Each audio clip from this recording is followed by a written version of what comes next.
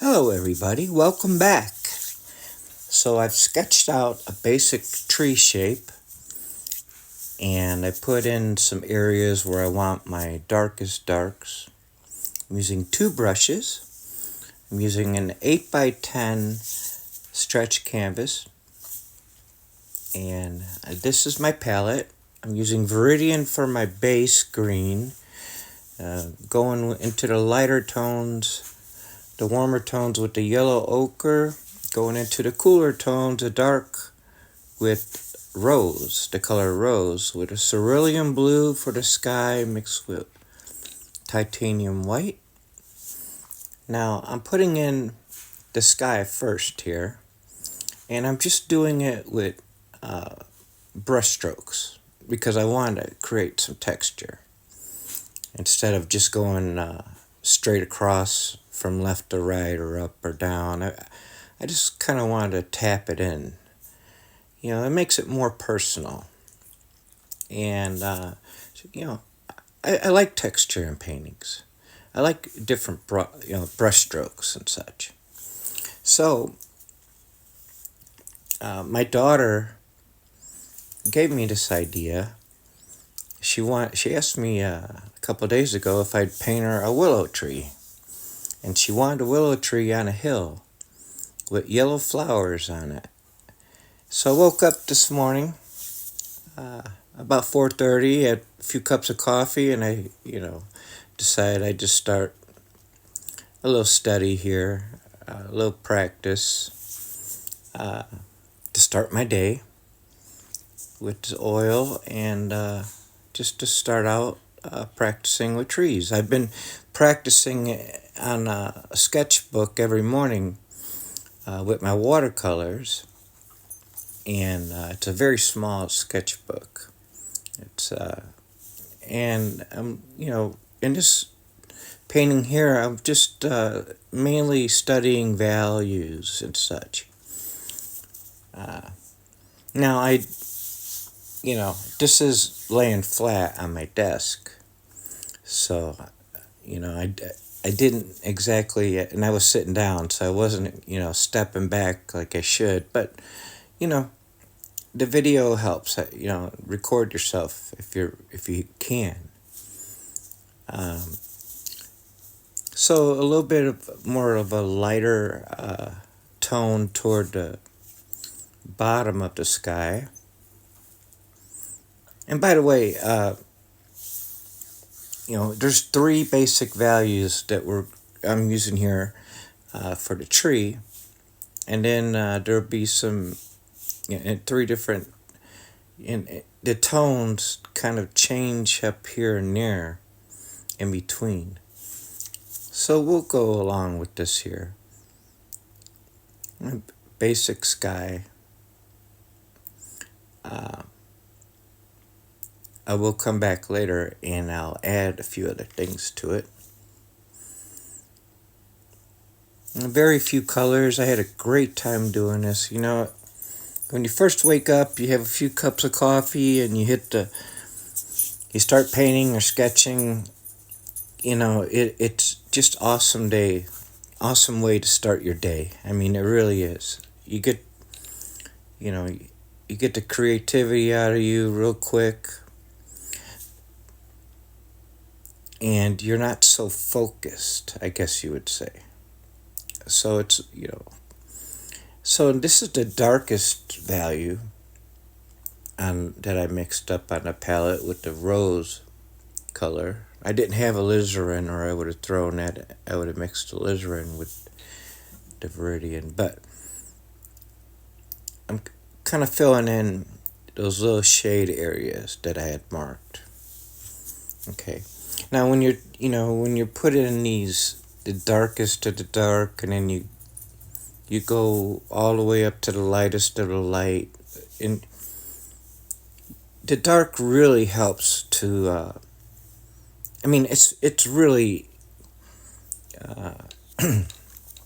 what's that word? It's you got to have the dark, the contrast. You got to have it in order to make the tree pop out. the leaves on a tree, right? I mean, we're painting on a flat surface here, and the leaves aren't just going sideways and up and down, right? And you look at a tree, they come at you, they're facing at you, they're facing downwards, upwards, sideways, diagonally, everything else. So when I was putting in the dark, I was basically trying to do vertical strokes. Now here is the base, my primary green, which is Viridian. And I'm going around the dark, the shade, right? And as I'm doing this, and I knew I was going to do this, I knew it was going to happen anyways. You'll start losing some of your dark shade. You'll start losing some of that value, that contrast. So, that's, all you do is you put down your shade in there so you know where it's at, basically, and then you come back and you'll hit it again. So now I'm going to use the warmer color, which is the lightest of the green mix I made here, with the yellow ochre there. And now I'm going to let the sun reflect on this tree. So we have a really wide value range here, even though I'm only throwing in 3 different tones at the moment. And then we'll try to make it blend a little bit. And some parts you want that really big contrast, and other times you want it to blend really nice. I woke up, I was just doing a study on this tree here.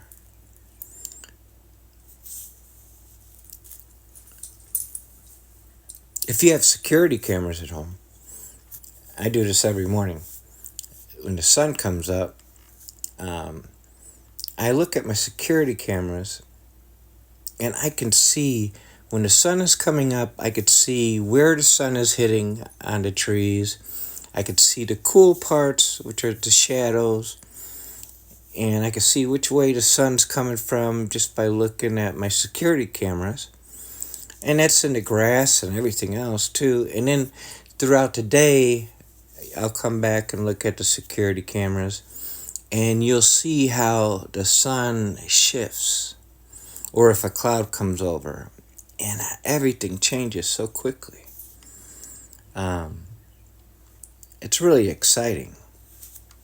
So if you do have home security cameras around your house, think about doing that when you're painting. A few times I almost thought about painting instead of going outside to painting right in front of my monitor for my security cameras, because it gives a pretty accurate.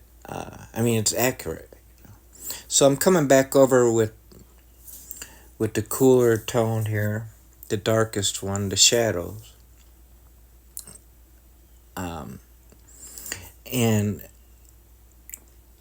And I put it on first so I wouldn't lose the areas, and then I knew it was gonna start to fade with the primary green.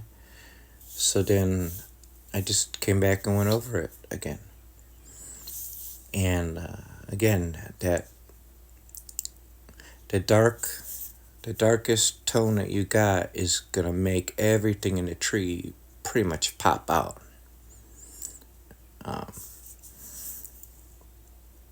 So it's, and some of it, I didn't stipple it. I didn't stipple this tree. That's the way I like to do trees a lot of times. The leaves, I like to stipple. But I didn't on this one here. Just taking it easy, relaxing. It's a beautiful day, a beautiful morning. And but yeah, I had it stretched out laying down. Now I'm using the coolest color I have, which is with the permanent rose mixed with the Viridian for my shadow. And now I'm going to come, and I didn't want to bore you with all of the whole painting. It didn't really take that long, but I didn't want to bore you with the whole painting.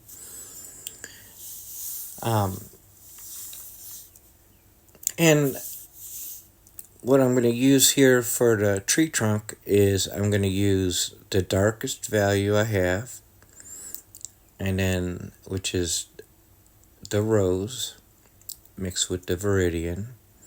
And then what I'll do is I'll just kind of polka dot a little bit of the cerulean on that tree trunk.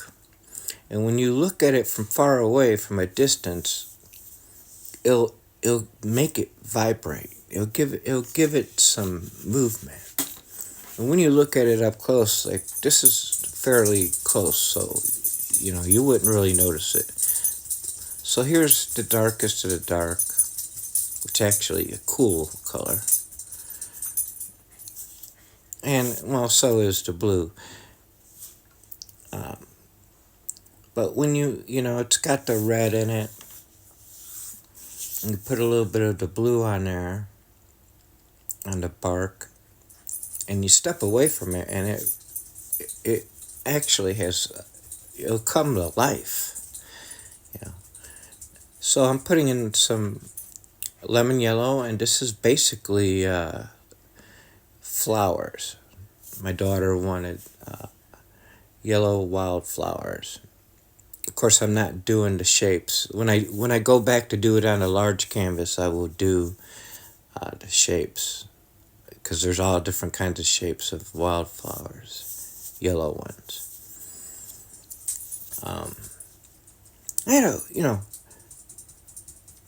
You first wake up in the morning and you're like, you don't have time to really be overthinking or nothing like that. And I wasn't overthinking here. So I add just a touch of white here, creating a different tone with more of a lighter tone. Now, yeah, I made the tree a little bit big. It got bigger, but it's okay. You kind of go back and forth. You learn about doing these things. Like I've been doing with my sketchbook every day, every morning, with watercolor. That's a great way to learn.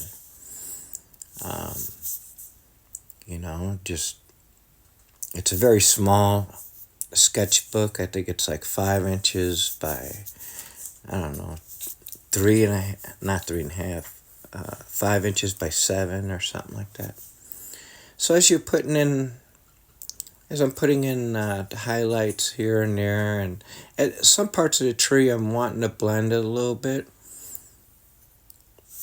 When you're putting in the sky holes, you want the sky holes to represent the sky, but you want them darker than what the sky is that you painted, to give it a more realistic effect. So here's a little bit of the blue on top of that tree trunk. When you step away, it really does come to life. I mean, it becomes more exciting, I guess.